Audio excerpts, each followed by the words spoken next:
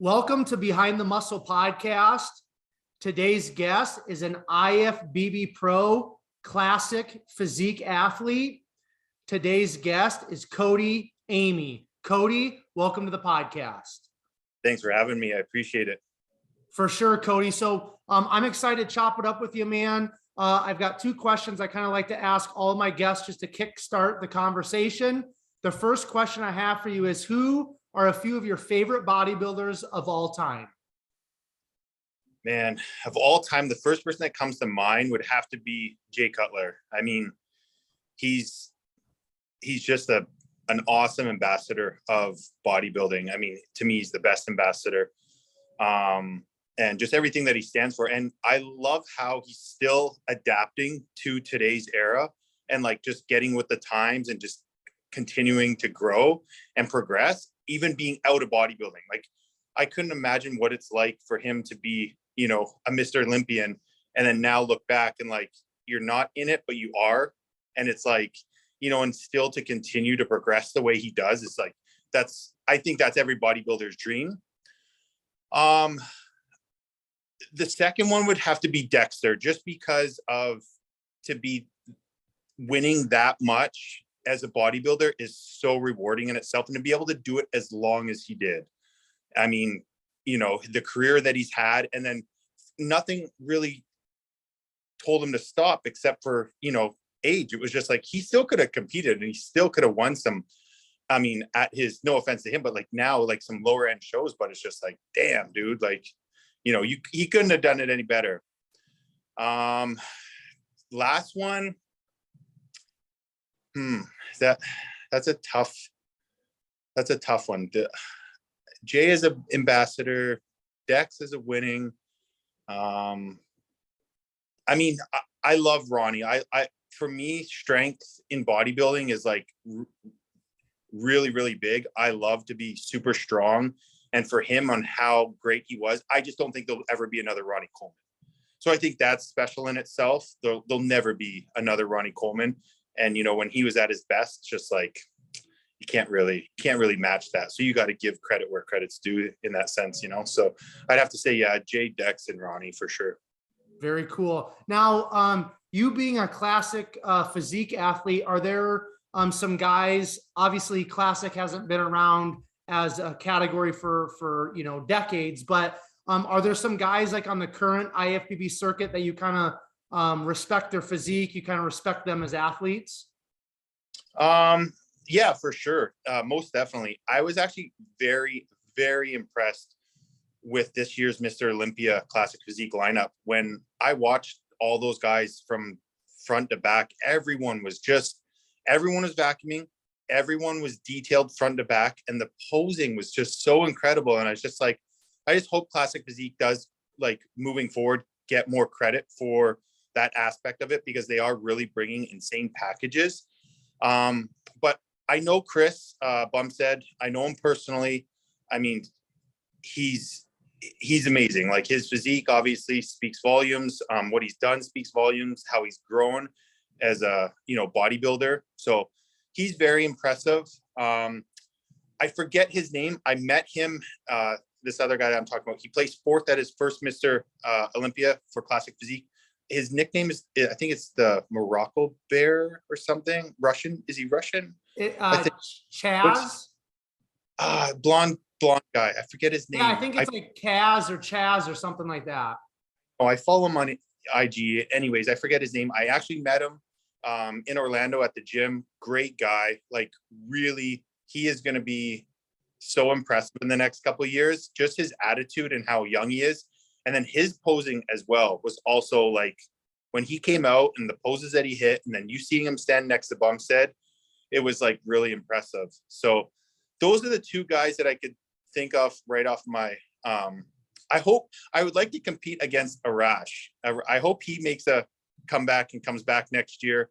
I do like his physique. I like his personality and stuff, but that's as far as I can think of that impresses me. Those three Classic Physique guys are really, really good. Very cool. So Cody, at what age did you start lifting weights? And then why did you start lifting weights at that age? So I was probably around 16.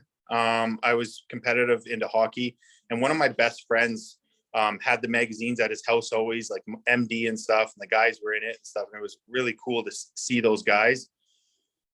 And then just being a competitive hockey player, he was lifting weights, and I started going to the gym with him, and it quickly became a passion for me.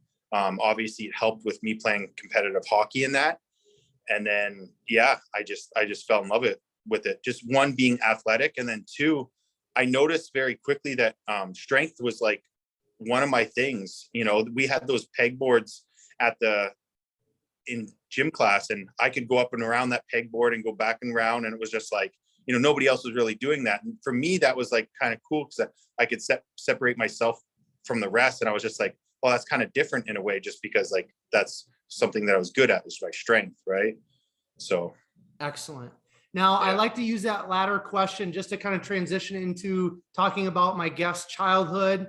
So talk about where you grew up, talk about, you know, obviously you already mentioned hockey, but talk about, you know, when you started playing hockey, kind of what hockey gave you or did for you. Talk about family. Just paint that picture a little bit, Cody, for us in terms of that childhood up to about high school, and then we'll move on from there. Yeah. So obviously, yeah, continuing with working out, and that hockey was like everything to me. And I was playing competitive hockey from a young age. 16, I actually went to Prague and played hockey over there. You know, got selected for that.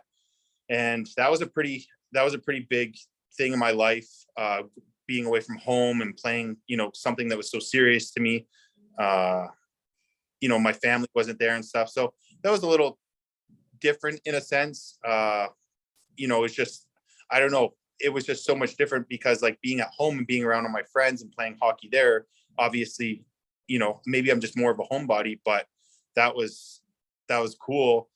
But in the same breath, I got homesick and stuff, and I wanted to come home and that. So, you know, I ended up coming home and playing for my hometown team.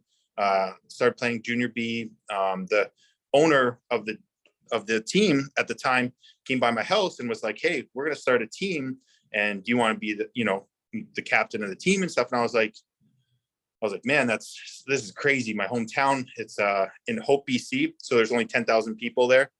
And I want to touch on this right quick too. There's a lot of really crazy stuff going on there right now. So I really feel bad for all my BC family and that, you know, there's a lot of really, Mother Nature is taking over there right now. So I've been watching a lot of stuff on my Facebook, and a lot of people have been really, you know, making things okay for people that are stranded and stuff. So shout out to all my, you know, BC family. I hope you guys, you know, pick up all the pieces and, you know, put it all back together. I see you guys working hard to put the roads and everything back. But yeah, no. So I'm from Hope, BC, and it was a small town. So when his name was Gordon Spink, and when he came by my house and asked me to be captain, I was like, well, this is pretty crazy. You know, I don't have to go anywhere.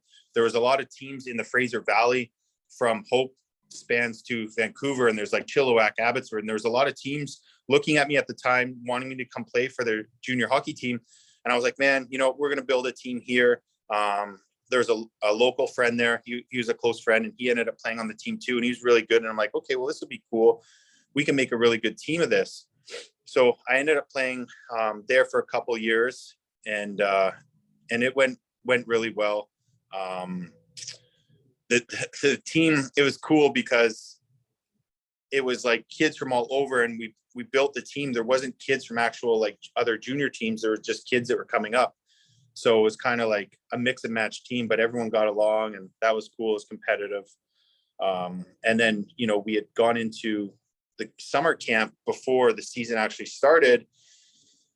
And as we were going through the camp and stuff, and like the working out and that, you know, the coach noticed how like I was always pushing the team, and like, you know, just kind of leading, or like just taking stuff, like being the first one to finish drills, the fastest one. I always tried to, like, practice was, you know, more than practice for me. It was obviously just competing against, you know, everyone. And I just wanted to always be the first guy there, the first guy, you know, to the puck, or the first guy, you know, if we had to do a run. It was just like, I like that stuff. I was very, very competitive in that sense.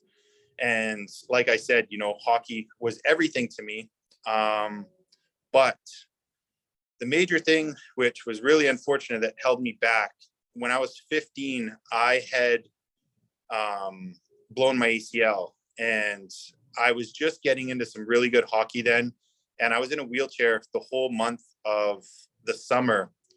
And that was really tough, because at a young age, when you are good at hockey, those summer months and stuff are the times to like really progress. And then you go into the following season and you just keep progressing from there. And, that it just seemed like 15 was when I got my first 15, they sewed up my meniscus. Then when I was 16, they did the full ACL reconstructive surgery. And they actually took a piece of my hamstring and used that for my ACL. Little did I know 10 years later, I would try bodybuilding and do it with a missing hamstring. So yeah, but my knee from then on was great. Like it was really good. It was just the fact that I missed some really good hockey, and the exposure that I missed at the time, kind of I really held me back in that sense, and develop as a player, because like my parents didn't have a lot of money or anything, and they weren't in with the cool crowd. But as a hockey player, I know I could have progressed and been, made it more further than I did. So I kind of like ended up playing for my hometown team, being the captain, junior B. It wasn't junior A. And all my friends were junior A players, and when we go and play with them, I was always right there with them, but just never got to get, it just make those like perfect connections to get me in there, because there's some players, that just make the right connections and are at the right times, and they right places, right time, and it just really works out for them. Right. So, yeah. So for me, I had, played junior hockey up until I was 19 for my hometown. And yeah, it was good. And then I just kind of fell out of love with it when I was like 19 and a half. The new season came around, and that was it. I packed my hockey bag and moved to Windsor, to my older half brother's house. So, and like went to college and stuff there. But yeah, so that was my hockey years and that. So For sure. And that's perfect. I want to ask you, Cody, you said that you were like really competitive, and you kind of, at a pretty young age, you were kind of like, excuse me, kind of like the leader of the pack and all that type of stuff. Is that something that you gleaned or gained from your parents, or where do you think that competitiveness and that leadership kind of came in? I am the oldest in my family. I have two younger brothers. I have one older half brother. So I think the leadership in that sense came from one. I do always like to like help out as much as I can. So it's like, if I have to be the one that's on the front line, I'll do that. And so same with my brothers. I was always like there for my brothers and stuff. And my mom and dad, it was weird. Like, my parents did give me everything, but as far as structure and stuff and leadership, I never really learned that from them. I learned that from my friends' families, my parents, and I always got along with them because, they were good families. They were really good parents. Again, not to take anything, my parents were awesome, but as far as teaching me certain things in life, I feel I learned that on my own and outside of my household.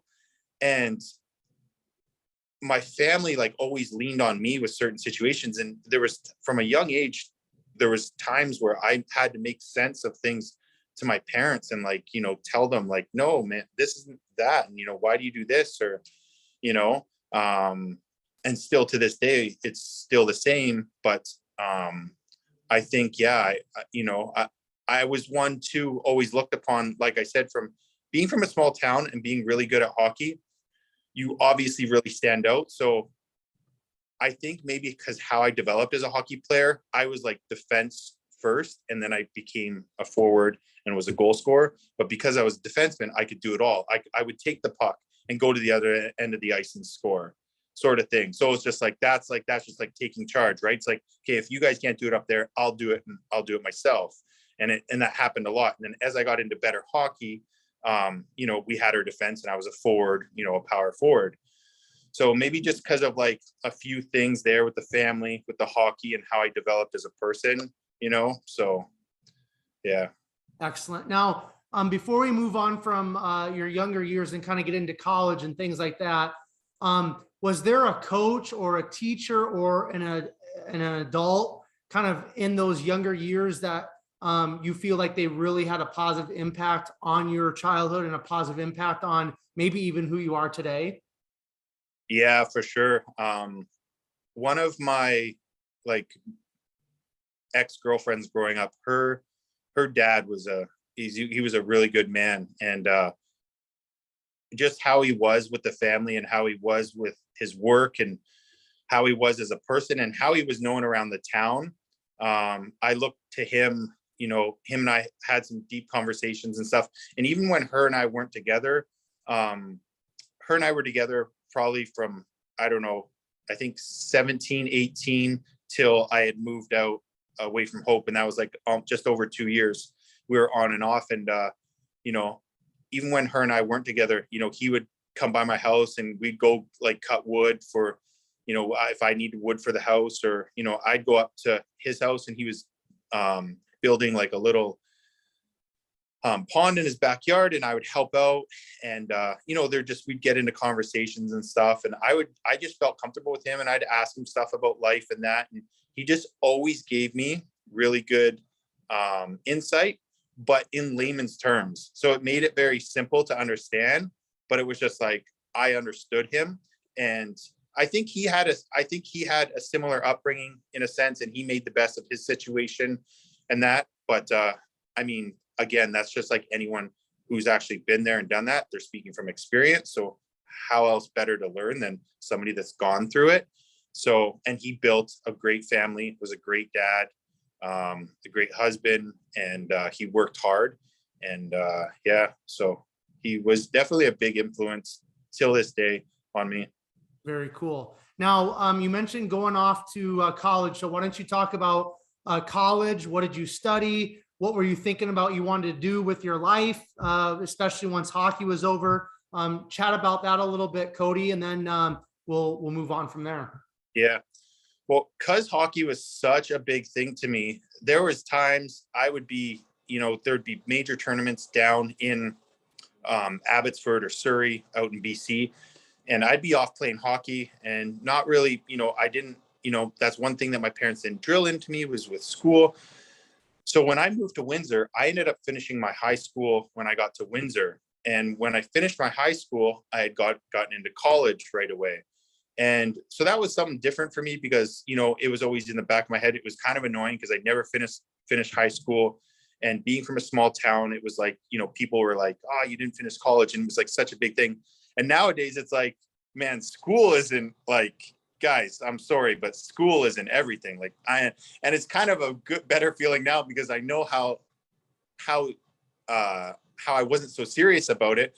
But I remember back then feeling so insecure about it and being like, so like, oh my gosh, I didn't do this or I didn't do that. And now I'm like, man, I didn't learn a thing in school. I didn't learn anything from it, like at all. So, and there's nothing that I could apply from school till today and, be able to utilize that.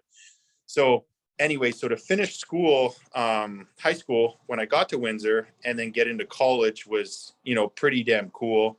I started off with nursing. I did 1 semester nursing and I'm like, okay, this isn't for me. Obviously there was a lot of science and biology involved.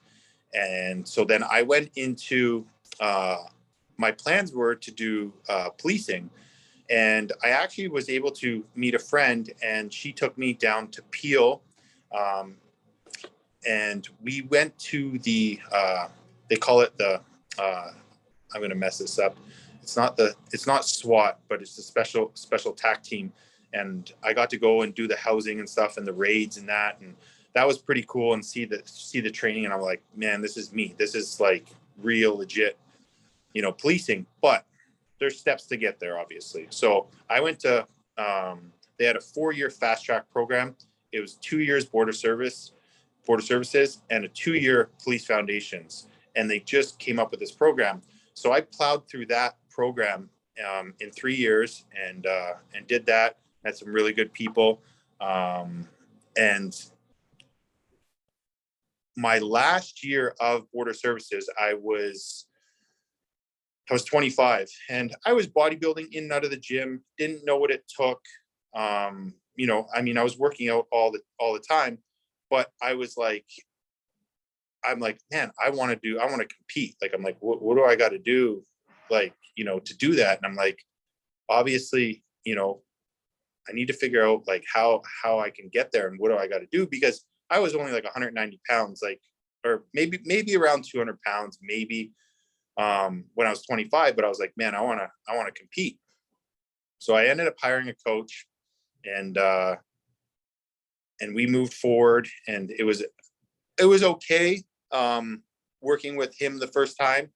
But then I hired somebody who I really looked up to, and that's Stan McQuay.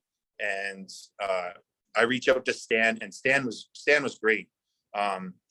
My best experience with a coach doing my first show, and it's stuff that he taught me. I still apply those things today to my clients and stuff, on how well he like got back to me with the program, with, you know, answering, and then even my own training.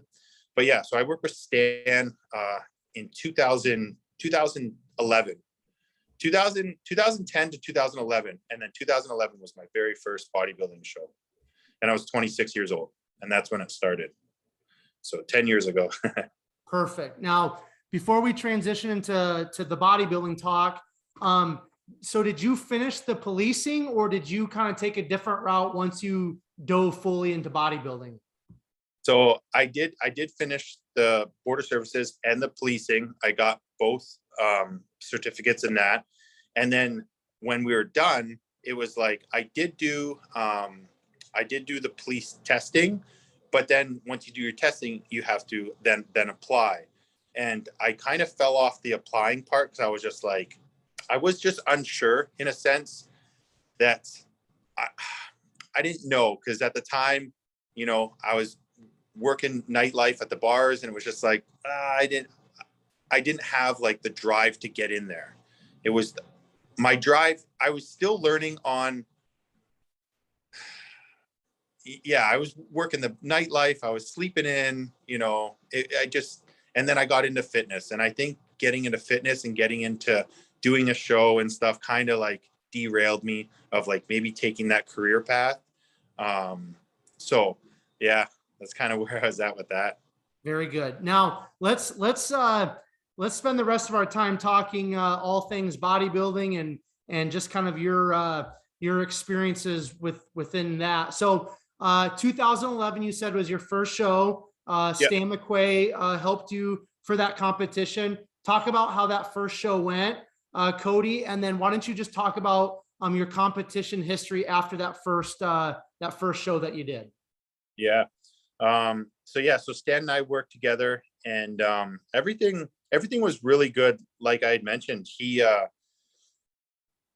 prepped me, because we literally worked together for a year straight up until that first show. And then I remember it being a really, really big show, because Evan Senapani was guest posing. He was my favorite bodybuilder at the time. It was the Fuad's show in Windsor. So it was in my city that I was living at the time. And Evan was on the poster. And I know Fuad always guest poses at his shows. So I was looking forward to that. And I just thought that was great. So everything went well. My training partner at the time was a bit older than me, and he had done some shows. So he had kind of helped me and gave me insight on what to expect, you know, leading up to the show and stuff like that.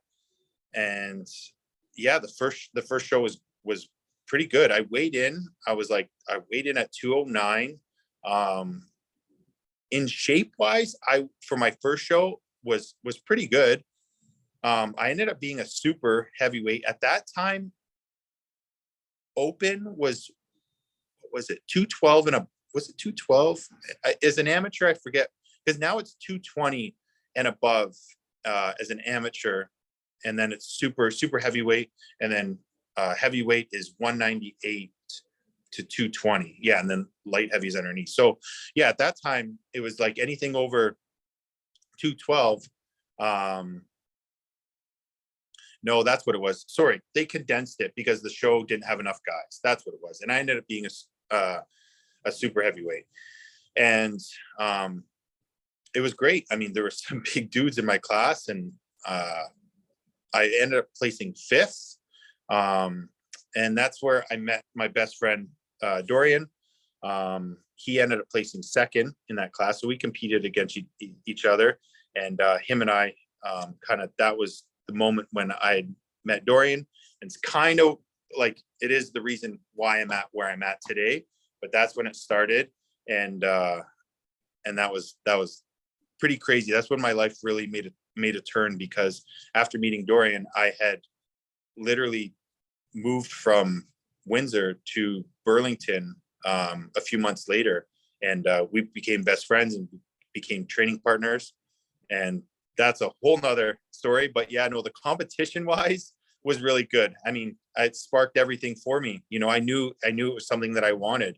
It was exciting because, you know, it was something that I worked so hard for. And, you know, because hockey was such a big thing to me in my life, and it was something that I kind of really wished always in the back of my head that maybe things were different. Maybe I should have went to Europe and played hockey professionally. Maybe I should have done that. And it always bothered me up until, you know, I kind of found bodybuilding. So, yeah. And then, what was it? That was 2011.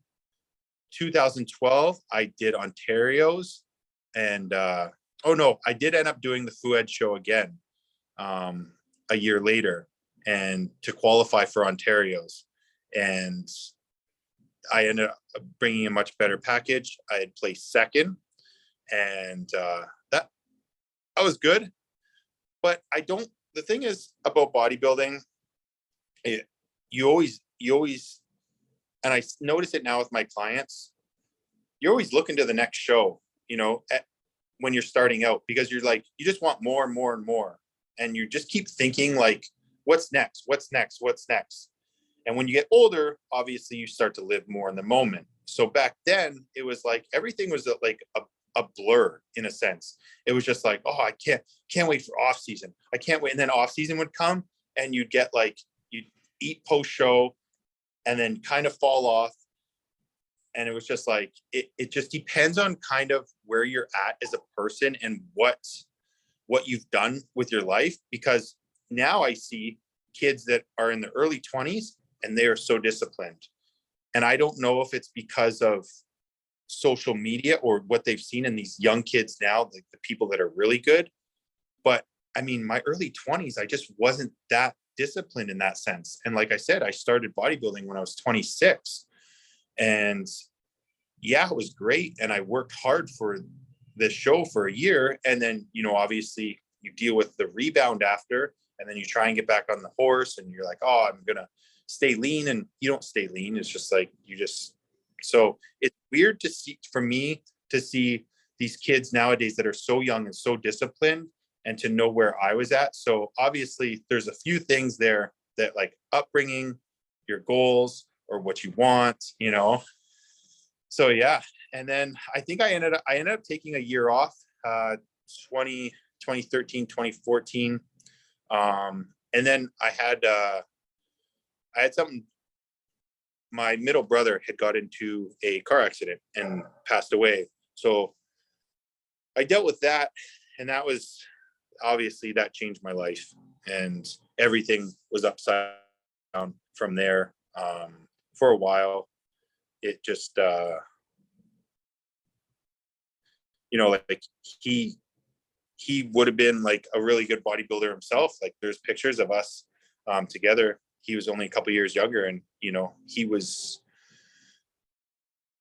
really into it. His friends, like, he lived out west and I was living here in Toronto at the time. And he would always send me pictures of him, you know, in the gym, and him and his friends. And, you know, he's like, oh, I can't believe you're working out with all those guys. You know, Frank was at the time after I did my second or third show, Frank McGrath and I became friends because of Dorian, and I was training with Fuad. and so on. But, you know, obviously my brother looking up to me was just like, wow, man, like, I can't believe you're training with all those guys. So now that my brother's not in my life at that time, it was just very hard moving forward. And I did end up taking another year off of bodybuilding. And at the time, I don't even think of it like it wasn't a career, right? We're talking about a hobby at the time, right? I'm still working out. And when you're about to do a show, it's like, oh, I'm going to do a show, or the show season comes around and you're like, I'm going to do a show. So it was kind of on and off. It wasn't like all my eggs were in one basket, and they've never been with bodybuilding. It was never like that. There were times where I said probably, yeah, okay, I had made big goals and I'm going to do this. And, you know, next year we're going to go for it. It was never really like that. 2016 is when I did really well. I had won the gala, and the gala is the last show of the year of the OPA. That back then it was the Ontario Physique Association. Now it's the Canadian Physique Alliance. So it's changed. But back then it was the OPA, and it was the last show of the year. And the overall winner of that bodybuilding show in 2016 got a bye to nationals. So before it was a level 1, and then you had to qualify for Ontario's, and then from Ontario's to go to nationals. But I got the bye in 2016. And I was like, oh, okay. And, you know, and I brought my best package, and everything just like boom, boom, boom, went really well. I had met my fiance at the time, right around the show. And also near that show of 2016, a friend of mine had passed away then too. And I was like, I flew back out to Hope, BC, and dealt with that. And he was one of the first people that was there for me when my brother died. So I was just like, what is going on? And this was only a few years. It was only a couple years after my brother had passed. And, you know, like, it was just like, I was like, what is going, like, you know, being like, still trying to find your way, working nightlife, bodybuilding, and these people are passing away that are close to you. I've known people that have passed away, but when people are that close to you and they pass away, it's very hard to obviously deal with. You don't get to see that person again, but you know, it's just hard to move forward in a positive sense, you know. And I don't have my mom or dad there for support. So I'm constantly dealing with certain things and having to kind of process them myself and hold on to that and move forward. You know, so he had passed away, and 8 weeks out, I had decided to do the gala. And that was the show that I ended up winning the overall. And it was a short period of the prep to be able to, you know, win this show. And so when I'd won it, it was just a lot of emotion. And at that show, Dorian had prepped me for that show. And obviously he was very happy for me. And winning under my best friend's guidance meant a lot to me. You know, and then now you're like, okay, the ball's rolling. We can do this, you know. I can turn, you know, the thought was there about going to do nationals, and you know, he was doing nationals too the following year, 2017.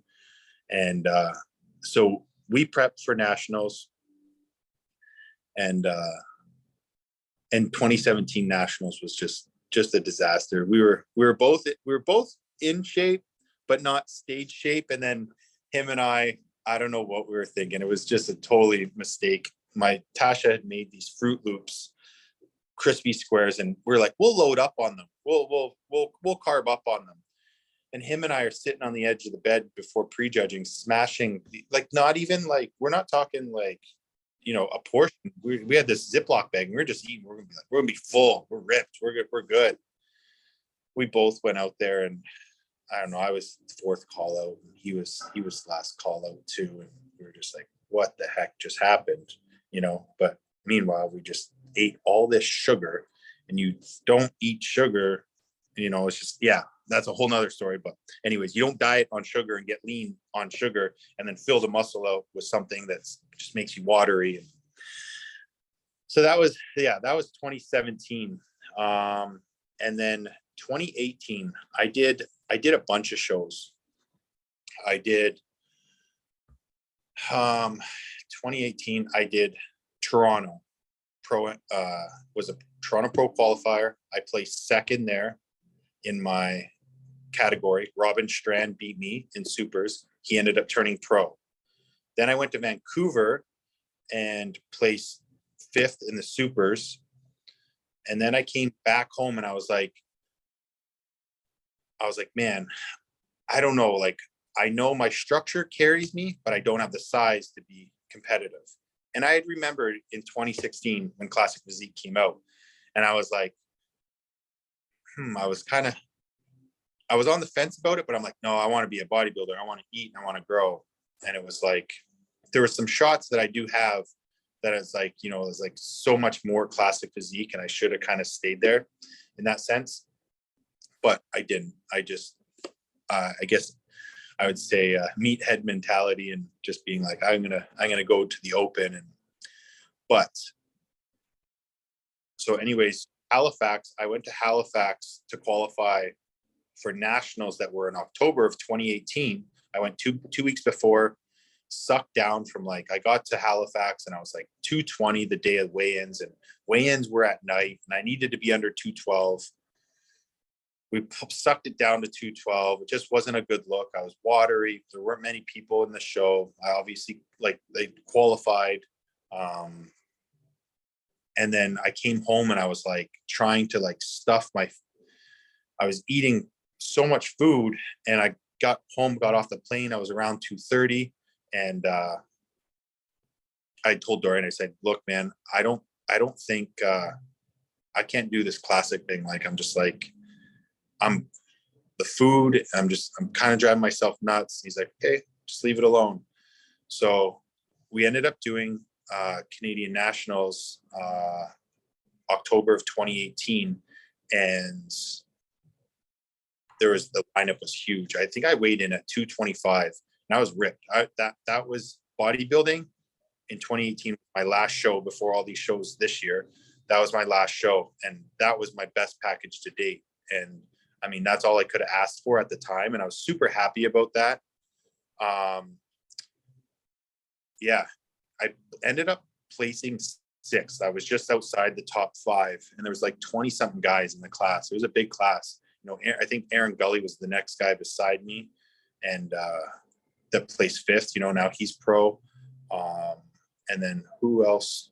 I forget who won that class that year.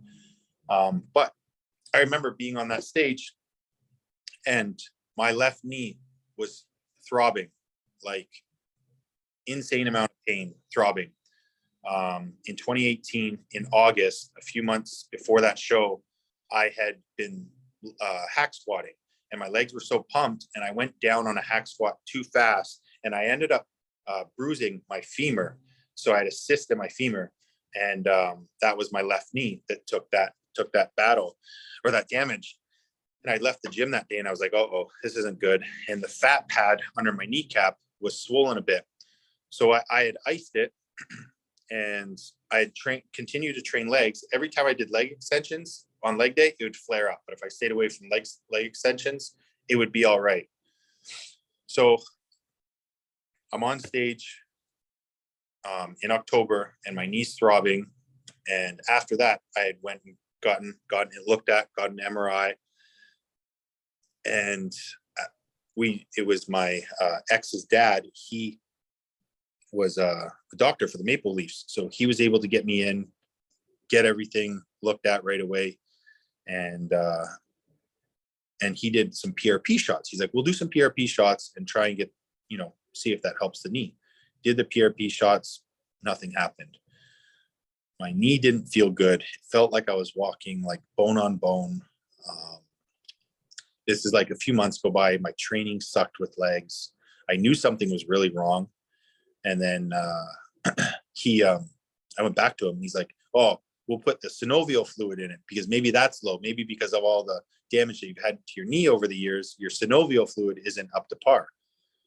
So we pumped this other shot into my knee, and no relief. And I'm getting frustrated because it's like, I'm like, I don't really know what's going on with bodybuilding. And I'm just like kind of in limbo mode. And now I got this knee problem again that's haunting me from like kind of doing something that obviously I love. Like, I didn't even care about competing, but obviously bodybuilding, working out in general is my passion. So I'm like, oh man, this sucks. So he did tell me, hey, if we do the surgery, it's going to take 1.5 years for it to recover. And I'm like, honestly, at this point, I don't care. I just want to be better. And I just want if that's going to fix me, let's do it, because whatever we're doing isn't working.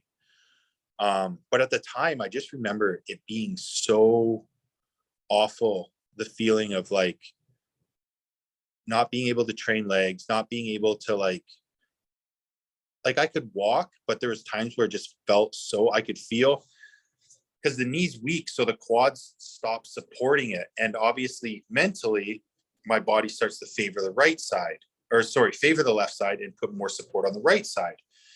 And I just noticed now my right knee's getting sore because I'm like my body's protecting itself and putting the weight on the right side. And I'm like, oh my gosh. So the frustration level was really, really tough at the time. So that was beginning of 2019. I contacted the doctor. I said, look, like, let's do the surgery. Like, I don't care. I want to do the surgery. And we ended up doing the surgery. And at the time, that's when the gym started. Pure Muscle and Fitness started to take off. The construction started on the one side. And so that was in the process of being built and that. And I wasn't a part of it yet, but it was Dorian and his brother that started building that. But I was a part of it because it was my best friends, but I hadn't invested or anything yet. So that was taking off. I'm like, oh my gosh, new gyms being built by my best friends. And, I'm not even going to be able to compete and be a part of it all. So all this negativity was like happening in my head, and the unsurety of where my knee would be in 6 to 8 months or a year. So we did the surgery, and it took, I would say,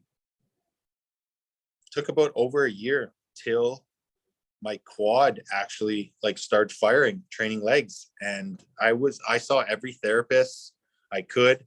And this one therapist, I started doing acupuncture, and he like was able to like get my quad firing. And I remember breaking down in the gym after doing hack squats one day, and I just like went down with both legs, and I stood up, and I was just like, I could feel both legs just firing evenly, both quads, and engaged, and I could feel the pump, and I could make a connection. And I was like, oh my gosh, I was like, this is awesome. So I continued with that. And at that time in 2020, I was running the gym in between COVID and all that kind of stuff. I was running the gym, and had no plans to compete. I was still bodybuilding, running the gym, and I had all my clients that I was taking on. I was very busy. I had 6-7 clients a day, and then my own training. So I was at the gym easily 9 to 11 hours a day, running that and doing that. And obviously COVID was here, so I couldn't even want to compete if I wanted to, because there was no shows happening. And then 2021 came around, and I wasn't even using supplements at the time for like that whole 1.5 years. Like, I wasn't pushing, I wasn't trying to diet or push food or anything, I was just training and just living and working. And then 12 weeks out from Canadian Nationals, Blake Course was standing here in the gym and was like, yeah, he's like, Canadian Nationals is in 12 weeks. And I was like, cool. I'm like, interesting. I thought right then and there, I'm like, I'm going to do it. I'm going to do classic physique. And I was like, it's funny because the guy that ends up mentioning to me about the show, I was like, I knew if anyone's going to give me any trouble in that show, it would have been Blake. Blake's been at it for quite some time, and he's been pushing, and he's always been right there to, almost earning his pro card. And, there's certain things that, Blake's been working on, and he has more developed, and he's been pushing it. So I was like, if anyone's going to give me troubles, it's going to be Blake. So yeah, so 12 weeks, I asked Dorian that day, I said, hey, what do you think about doing Canadian National? He's like, if you can run the gym and do it, you can do it. And I'm like, man. So I went home, I talked to Tasha, I said, hey, I'm going to do Canadian Nationals in 12 weeks. And she's like, really? I'm like, yeah, I want to. If my body responds how I think it can, I know I can do this. I have no doubt. And I knew that in 2018 when I did that qualifying show, but because I was doing bodybuilding, pushing food, pushing this and that, I couldn't get my body to where I wanted it to be. It needed to be time. It needed to be done right. So Tasha's like, okay. So 6 weeks goes by. I'm 6 weeks into prep. Well, I get COVID, and I got COVID. I'm telling you, but not many people know this, not many people at the gym, but it's okay. I took the time out. I was away from 14 days. People are so weird about it. So we didn't want to release anything out there, but people are so like, they just get kind of awkward about it. So we didn't want to put anything out there. And we've done really well in that sense of just like keeping steady ground here at the gym and we're doing everything the best we can, but I didn't put that out there. I was in bed for 10 days staring at the ceiling 6 weeks out. And like, I was so sick. My fever was so bad. Anytime it got up in the 28s, 29s, I'd go to bed. I didn't move off the couch at all for those 10 days. And it was like a switch. When I first got it, I had got cold sweats the day of, and I never get cold sweats. And I was like, okay, that's weird. And then the next morning I woke up and the bed was soaked, and I was like, I don't know what's going on. And Tasha looked at me and she was just like, do you think you're sick? And I went and got tested, and yeah, sure enough, it was COVID. And then I just stayed home, and we separated ourselves in the house, and I didn't see her at all. I ordered Uber Eats for soup and stuff, and, got the meds I needed and best I could. But I was just laying there, and I was like, when I get over this, I'm like, I'm going to fucking crush this prep.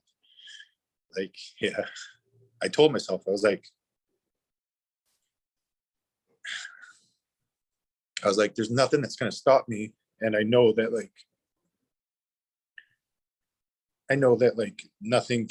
no one will beat me. I'm like, I told myself that. I'm like, I'm going to prove everyone wrong, because I know everyone was doubting me at the time. And they told me after the show, they're just like, we didn't think you had it in you. And I'm like, I don't care. Like, at the end of the day, no one's going to do it for you. So, Canadian Nationals came around, and obviously I was super happy with how all that went. And I had to do a qualifying show the day before and won that show, and then moved on and won my class the following day at Canadian Nationals, and then lost in the overall to Blake. And as soon as I got off stage,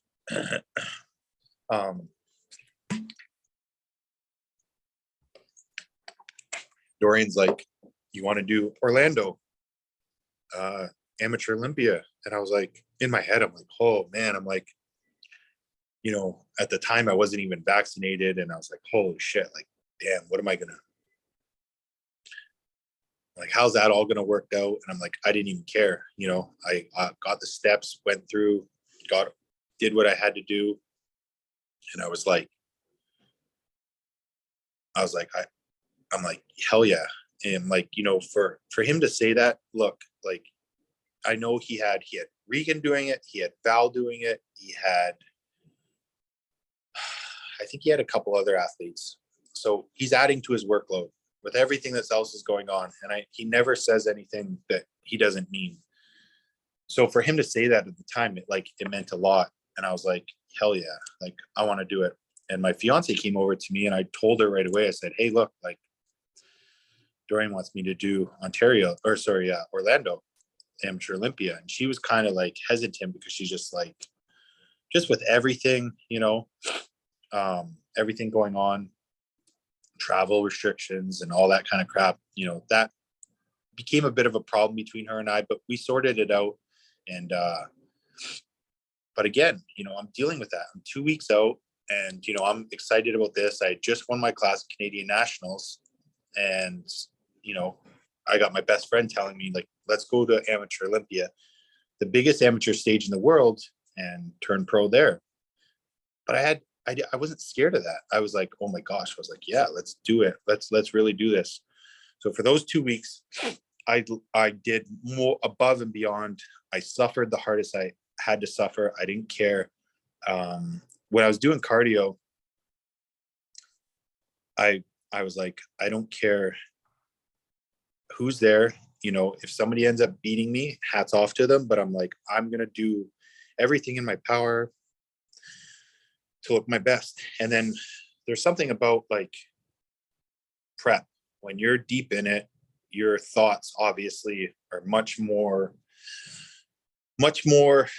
I'm trying to think of the word, not thoughtful, but you're just so deep into your own thoughts that like when you're normal and you're eating foods and everything's fine, you don't really think as much. But when you're in prep, things are just a lot more, you look at things a little different. And I did a video post show after the Amateur Olympia and I talked about that, but I never put it up. So what I'm getting at is though, like when I'm doing my cardio and stuff, there's like a time where, it's just me doing it. And obviously, no one else is going to do it for me, but like, I could just feel a presence. And it was just like, I'd like to obviously think it was my brother's presence and, like what I'm doing with my life now with the gym and everything, it'd just be so cool for him to see everything. So obviously I just feel his presence, I feel him that, he's watching over me in that. And, I'd said some words to him, often and just, trying to, if he's looking over me or not, I'm not religious, but there's certain things that have happened that it's just like, that's too ironic. There's certain things in life that have happened with me and I just, it makes it feel that his presence is there. So, yeah. So the 2 weeks go by and I fly down to Orlando and, some of the pictures that came out just before I had left Orlando and I was like, damn, like, I got a lot of good feedback from a lot of people on, how I was looking in that. And I fly down to Orlando on the Sunday and I'm out of it. Like, I'm just like traveling but everything was so smooth, getting through customs, getting to the airport, getting my food, getting the car rental, going to Walmart, getting all the stuff I needed into the hotel room. And I was like, I'm like this all by myself, by diet, like just on my diet. And I'm just like, whew, okay, that's great. Like, this is too good to be true. Tasha didn't fly down to the Tuesday until the Tuesday. Wednesday was the show. So she got there Tuesday. Everything was really good. Sunday, Monday, Tuesday, doing my cardio outside, only doing 20 minutes of walks in the morning. But I'm walking out in Orlando. I'm walking out in the sun. There's palm trees. I'm doing my cardio. I come from Canada doing my cardio in sweats and hoodie. And now I'm walking in a t-shirt and I'm in shape. And I'm like, I'm soaking it all in. Like I talked about earlier, not soaking that stuff in. And I'm just like, wow. I'm like, things are going how they're supposed to. They couldn't go any better. I'm telling myself I'm ready. I'm like, yeah, I couldn't have been any more ready than what I was. And it was like, I was like, I felt it. Like, I can't describe it, but like, if you do the work, like you feel it, like it's earned, like this whole emotion is like built off of like where I've gotten myself. So it's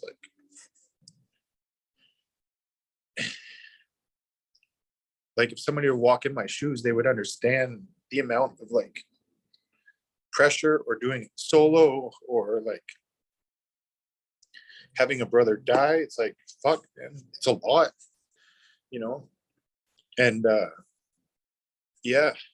So like leading up to the show, there was just so much emotion for me. And like, nobody understands that because nobody's in my shoes, right? So again, I'm by myself. And so Tasha shows up Tuesday and everything's good. Wednesday is the day of the show, and she's there. She's helping, obviously, with everything. And Wednesday morning of the tan, I got guys coming up to me who I'm competing against. They're like, "Class, are you in?" Like, Class C. And there's like, okay. And I'm like, what class you in? They're like, C. I'm like, okay, cool. Like, obviously they're sizing me up and blah, blah, blah. And I'm like, I'm not used to it, right? These are guys from all over the world. They're everyone's there. It's the Amateur Olympia. They paid money to get there. They want to win. I'm not thinking of that. I'm not even worried about what they're doing. I'm literally like, I'm getting a tan right now. Trying to stay in my zone. I've never really been used to that in that sense where like people are like, asking, because in the local shows in Ontario, people know who's who and whatnot, from Instagram, kind of who's doing what. But being at an international show from people from all over the world, it's like, some of these guys are just like, I don't know. Obviously, they're there for the same thing, right? I hope they wouldn't come for anything else but to win. So the day of the show, that morning was the tan, and then going to the show. Actually, before the show, I told Tasha, I said, Tasha, download. That's my fiance's name. I said, download the stream. We'll watch the stream until we need to go there. So I'm laying in the bed beside her, and she's watching the stream, and we're kind of trying to time it out till when I need to go there. And I'm just laying there, and I hear the stream. It's loud, like the DJ was playing great music, but I'm like, Tasha, just please turn it down. I just want to lay here. Just let me know when we need to leave. And I'm just trying to stay in my headspace on what I need to do with the posing, everything that we've done leading up to the show.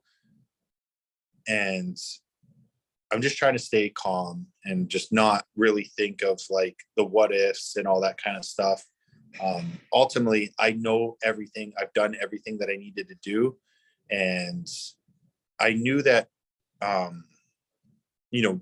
Dorian was super impressed, and, we couldn't get any better, because that morning when I checked in with them, it was just like, it was obviously we were ready. So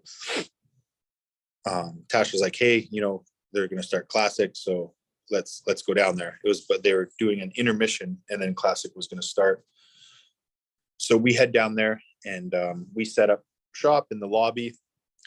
And I've been doing this the last, like, I don't know, few shows, 4 or 5 shows. I'll bring a blanket and I'll lay down. I'll put my feet up on my my little luggage thing, and I'll lay there with my music on and try not to look around. I see these guys standing up, walking around, eating jelly, peanut butter. They're walking around like they're trying to meet and greet. And I'm like, guys, like,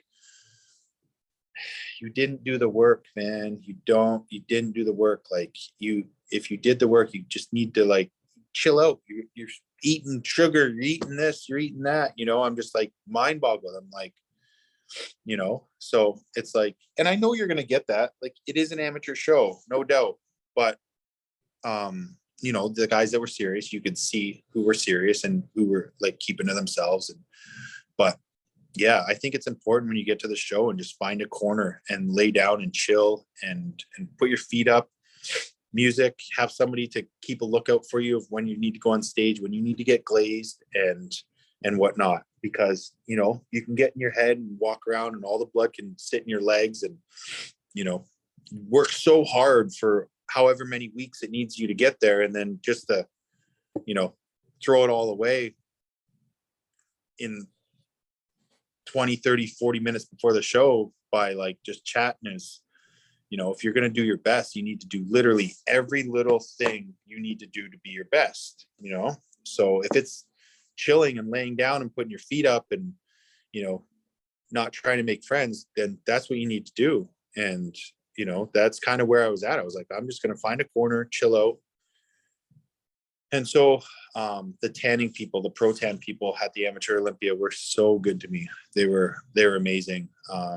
She told me when to come get glazed. And I said, listen, don't glaze me until I need to go out on stage. I don't want to get glazed and walk around and be full of, if I don't need to go up. So she's like, okay. So she texted me and she was like, hey, you know, your class is lining up. I'm like, perfect. But that class lining up still was another 20 minutes till I was going on. So I start drinking my carb HD. I start, you know, doing a pump up. They're glazing me. And I walked backstage though, just before getting glazed. And I was like, there's 18 guys there. I'm like, oh, here we go. I'm like, 18 guys, they're all in shape. And I'm like, oh, shit. I'm like, what? I'm like, Cody, come back to reality. Focus. You know, you're here for one thing. Don't forget the work you put in, you know. Yeah, they all look good, but you know, let's see what they look like up under those lights. And I'm like, just remember. I couldn't tell myself enough. Just stay in my zone, stay in my lane, you know, don't forget what you look like, you know. These guys are all pumping up, they're pumping up. I'm getting glazed and drinking my carb HD. I start pumping up and they line us up and I'm staying in line, just mentally staying focused. I had my phone at the time and I was going back and forth with my fiance, and, you know, she's just telling me how proud she was and all that stuff. And, you know, I think I was texting Dorian. Yeah, texting Dorian because nobody was allowed backstage. I'm just back there by myself. They didn't, only athletes. And so we go out on stage. They took us out in fives. So there was 18 guys. So they took us out in five. So 5, 5, 5, and 3. And they did 3 or 4 poses. Then we came back around and then we did 30-second individual presentations. So I went out, did my presentation, and halfway through my presentation, I kind of went blank and I went into a pose and I was like, shit. I kind of lost my train of thought in where I was going to go with the next pose. I got off stage. I was like, Cody, you just fucked it up. You messed up the presentation, blah, blah, blah. I'm like, shit. I was like, I really actually thought that. I was like, fuck, you know. But we go out and we do, we all get called out and they call the first 5 out. Yeah, they call the first 5 out. We do that, call another 5 out. They compare, put us all back in line, and they do first call outs. And my number gets called 3rd and for first call outs, and I'm right beside center of the stage. Now this, I can't stress enough. This is so important. And I don't care, like, you know, you want to keep the crowd guessing, whatever, blah, blah, blah. But if somebody's done their work, somebody deserves it and they need to be in the middle, just put them in the middle and place the people how, if one needs to stay in the middle and 2 and 3 need to be looked at from the other side of the judges and they need to be moved around, fine. But they put me in the middle right away. 390 or 297 was my number. Yeah. 297 or 397. Put me in the middle. And they didn't look at me after that. They didn't even look. I was looking at the judges. I'm like, they're not even looking at me. I'm like, they're not looking at me. and I'm hitting my poses, and I could hear Tasha, Dorian, Antoine down front row yelling at me. And I was like, they're not looking at me. I'm like, this is messed up. I was like, that moment was like, you know, it's crazy. So obviously when I got off stage, I was like, I knew it was game over. I was like, you know, I did it. And then I grabbed my phone and I look at my phone, and Dorian had texted me and was like, by 3 o'clock today, you'll be pro. And I was just like, I just couldn't believe it, because I was like, you know, all my friends are pros. Frank, Fuad, you know, Antoine, Quentin, Regan, you know, they're all like, I've been training them with them for the last, like, you know, 10 years. And it's like, I was like, it became a reality in that like moment, you know.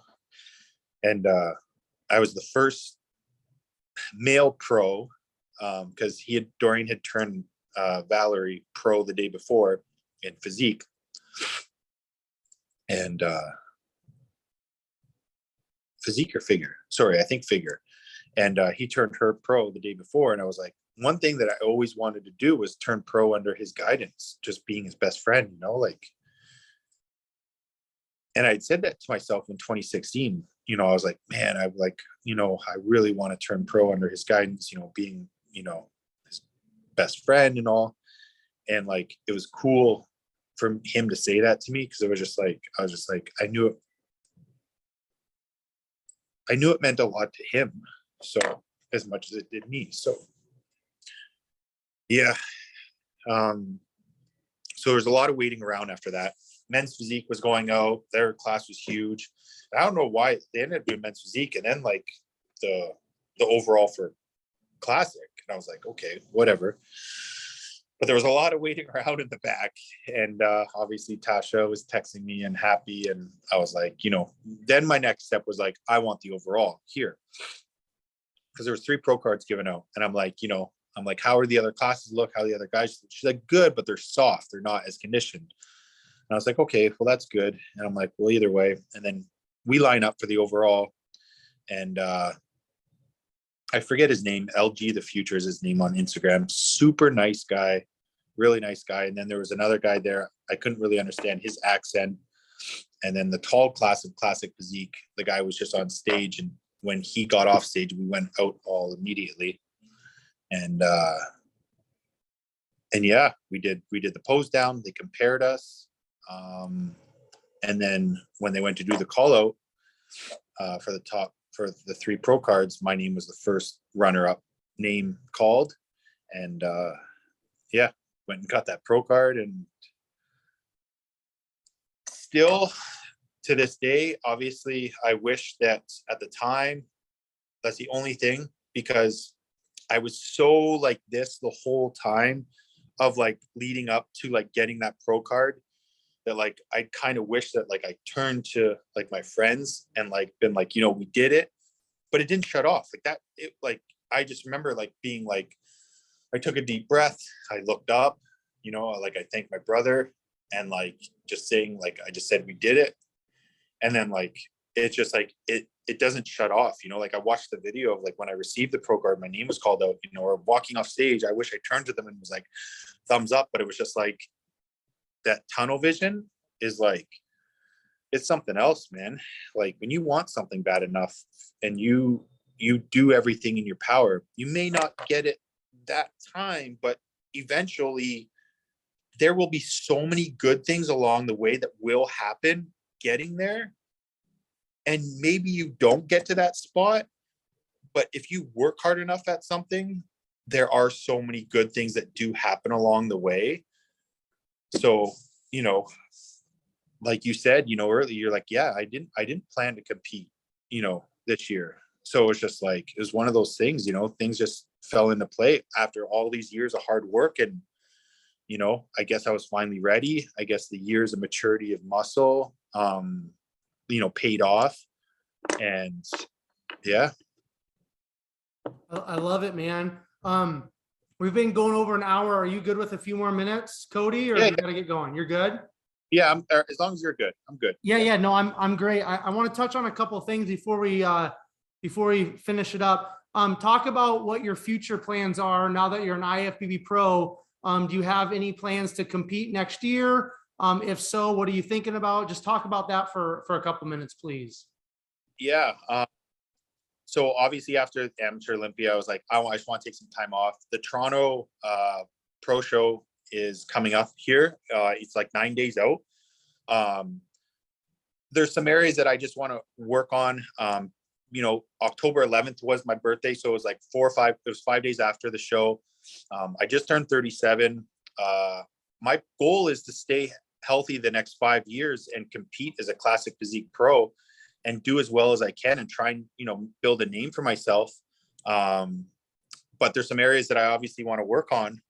And, so we shut it down and I've been progressing really well. We dropped everything. I'm on TRT. I'm 7 weeks post show. I'm getting stronger. I'm still fairly lean. I've been doing my cardio every morning. It's just like, I've just leveled up my mentality with what I'm doing. My clients online spiked through the roof. My one-on-one training clients, it's just crazy when you have that status. But again, I never did it for the pro card. This just solidified who I am and what I stand for. We've built the best gym in the world. The coaching is everything to me. I've always liked to kind of, if you're going to do something, you better do it yourself. Or if you're going to preach something, you better do it yourself. So, yeah. And moving forward next year, I want to pick a pro show, before. I'll definitely do Toronto Pro next year. But, my goal is I want to qualify next year for the Olympia. And I don't feel that it's not impossible for me to win a pro show. These guys are really good, but there's a lot of pro shows out there, and, in the right show and with, what I bring up this year, I plan to make the proper changes to be, to win a pro show next year. I'm not going to say I'm going to win the Olympia or anything, but I do want to qualify for next year Olympia for sure. That's my goal. So once, I believe they released the show dates early December for next year or something. So I'll take a look at that, and anything around Toronto or some show, I'll do that. But yeah, now that I'm pro, it's just like, it's just, I'm a small fish in a big pond, and, I plan to just, do what I need to do to be a competitive pro. Very cool. Now, one thing that I really want to talk about is, and you've brought up Dorian a little bit, but you put a post on that I saw on your Instagram at some point. I read it this morning. It was a pretty long post, but you just talked about your relationship with Dorian, how you guys met at your first competition. And you even said earlier, like, that relationship alone has kind of like taken you moving in one direction with your life and gone maybe somewhere that you didn't even think was possible. Right. So just talk about that relationship just a little bit, and how Dorian has helped you, just not as a bodybuilder, but maybe more importantly, as a man. Yeah. Yeah, like I said, when we first met, we hit it off just about training cars. We're both big into cars. We love our cars. We love horsepower. And so just a lot of things clicked. And when we started training together, we're similar strengths. He's very, very strong. So we were able to, we're a good balance, in the gym and that, and training as partners and stuff. But he's always been there for me in a sense. I mean, obviously he knows me, and, he has a relationship, that most men don't have, with his wife. And I think that speaks volumes. They've been together since grade 10 and that, and he's just an overall good person. Anything that he says, he'll do. And he never, like, he never doesn't do anything that he doesn't say. And it's just, it's crazy because like everything that he's gone and built and stand for, it's just, it's, he's really given back in a way. He's done great things. I used to work at his stores back in the day, and he sold the stores and moved into real estate. And then now he's a successful coach and opened the supplement brand with his brother. And, but as far as him, making certain things that he's done throughout his life, has just like rubbed off on me. And, he's shown me a lot of things, and he's probably been he is definitely the biggest influence on my life over anyone in a sense. And, he's kind of always, shown me the way, and, down to processing certain things, to certain interactions with people, to business, to coaching, anything I've ever needed or gone to him, he's always been there for me. And it's crazy because Dorian does have a lot of people that do count on him because of the way he is. He does always reach out and help as much as he can. And I've seen the guy give somebody that he doesn't even know, like, all the time in the world.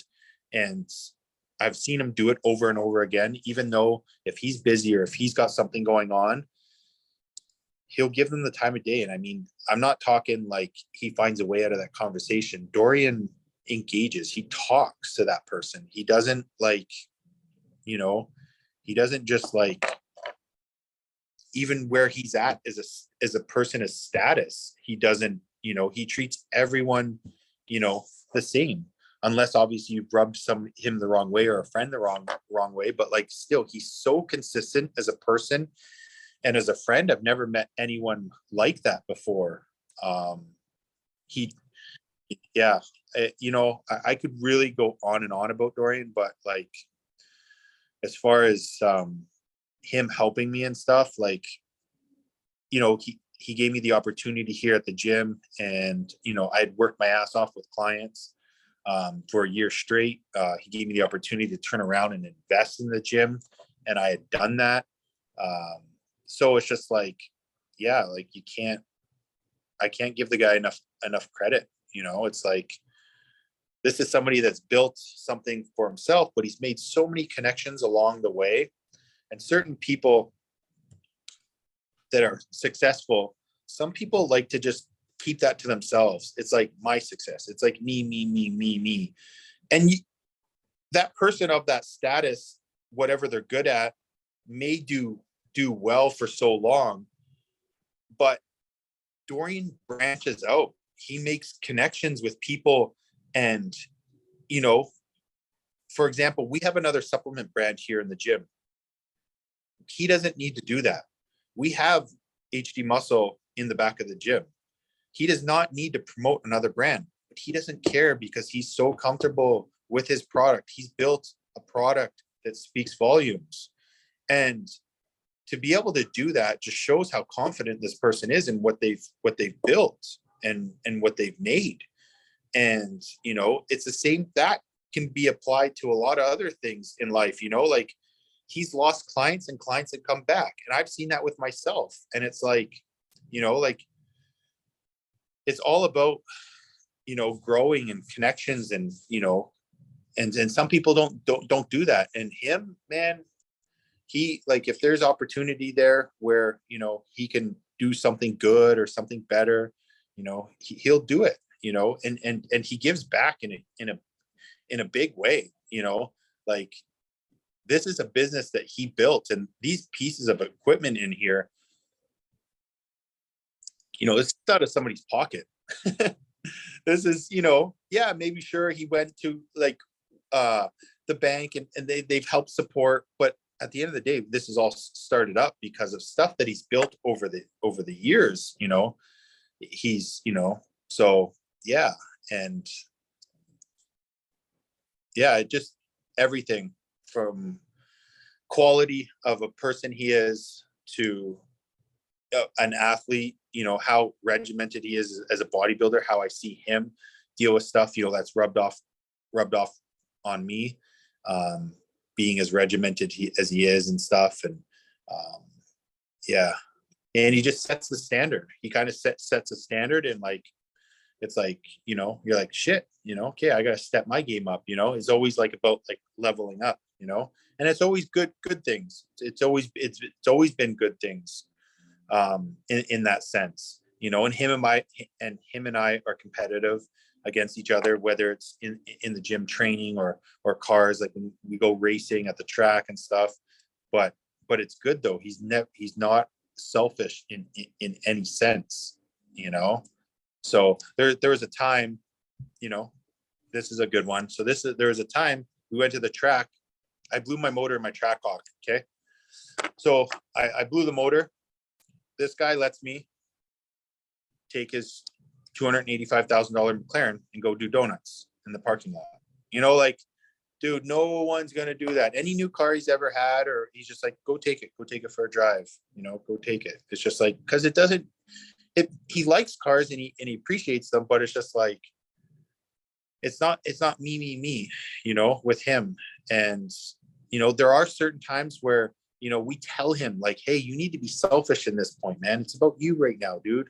You let people do their own thing. We literally have to tell him, like, hey, you know, let them take care of this on this business side of things. And with whether it's HE Muscle or the gym, you take a step back, you worry about prep, you worry about this, you know.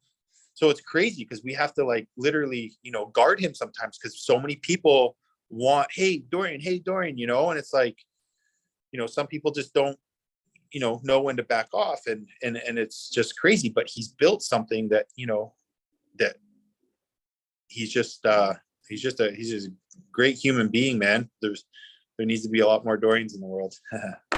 Very cool, man. So Yeah. this is kind of a fun question, Cody, just to kind of finish our awesome conversation up with. Now, and this is the question: who is at Pure Muscle? Okay, so it's either somebody that has maybe come to visit and train there that you've seen in person, or maybe it's, you know, it's one of the guys, Antoine, Quentin, you know, one of the current pros. But however, whatever it is, it doesn't matter. Who is the freakiest bodybuilder that you've seen come through the doors at Pure Muscle up to this point?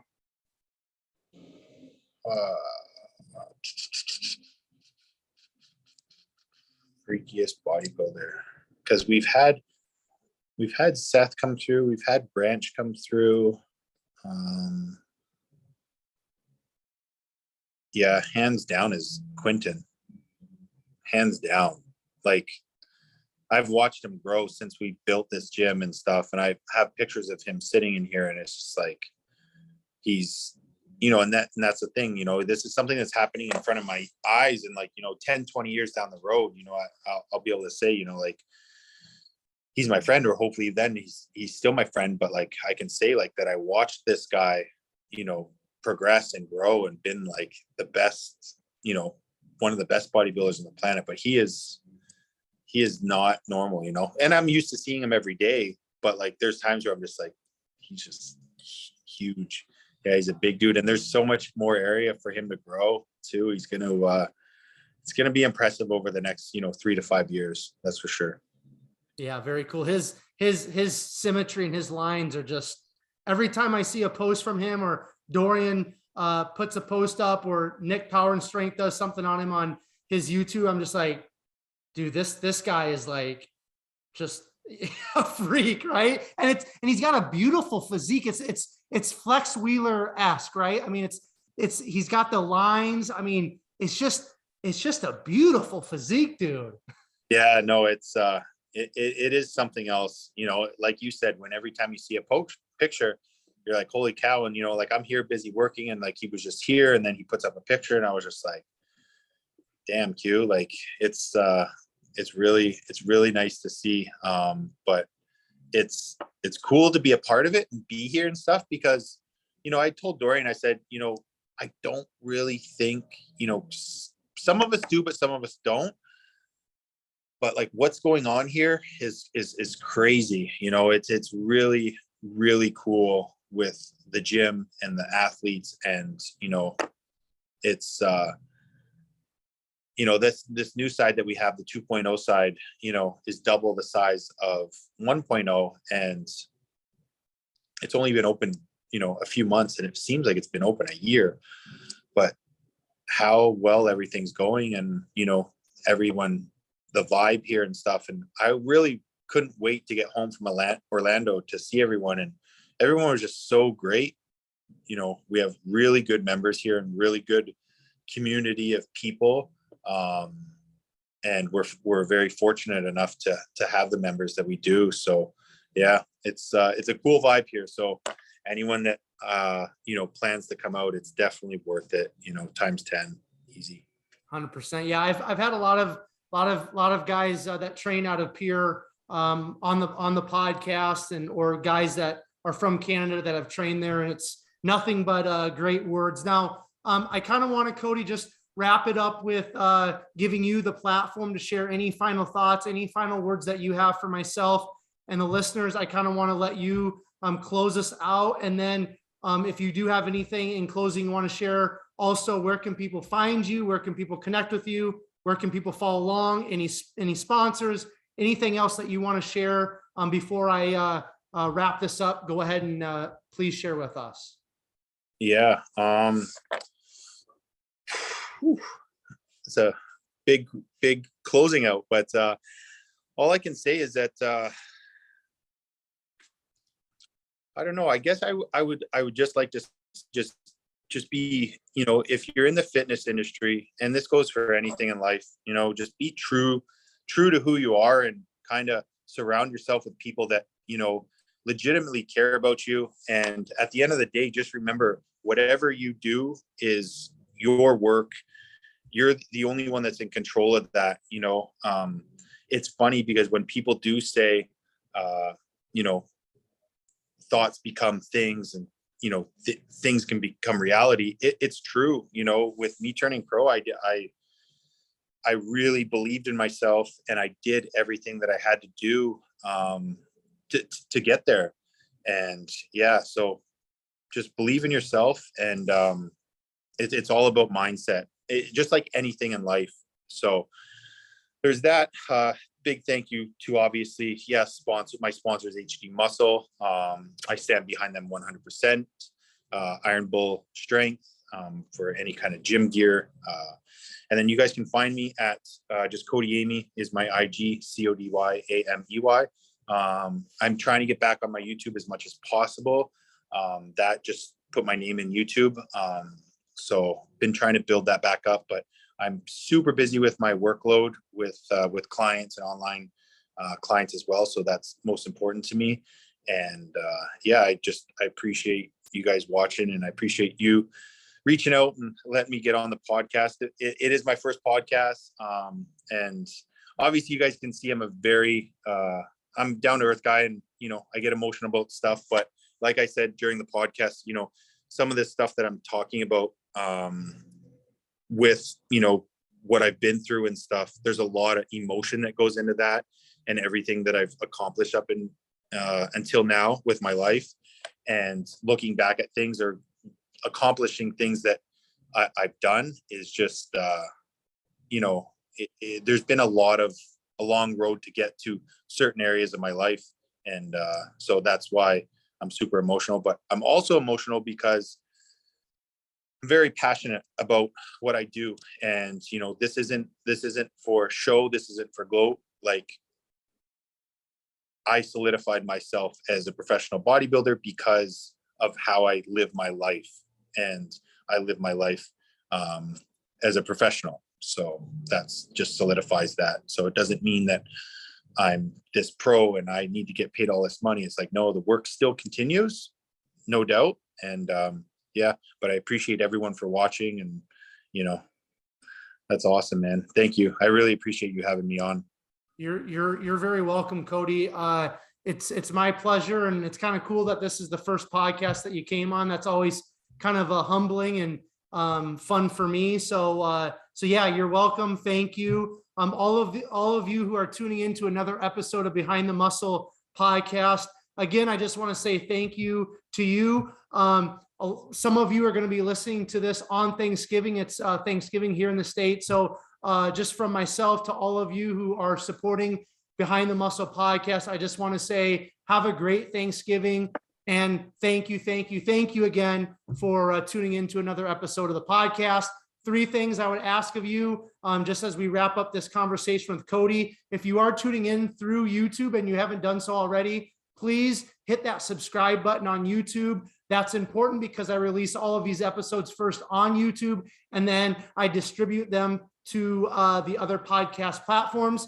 The second favor I'd ask of all of you tuning in to the podcast through YouTube is make sure you hit the like button and go into the comment section and just leave your favorite part of Cody's story, or maybe that insight that you took away from our conversation today on Behind the Muscle podcast with Cody. And then finally, the third favor I'd ask of all of you, take this episode specifically and please share it on your Instagram stories, tag Behind the Muscle, tag Cody so that we know that you listened and you found great value specifically in this episode. The more you guys share, the more people are going to find the podcast, the more people are going to listen. And the name of the game for me, ultimately, is that people's lives are going to be positively impacted through these bodybuilders and coaches' stories. So make sure you share this episode so more people can find the podcast and be positively impacted. And then finally, I will leave you all with this. Remember, behind the muscle, there's always a story. We'll catch you guys later.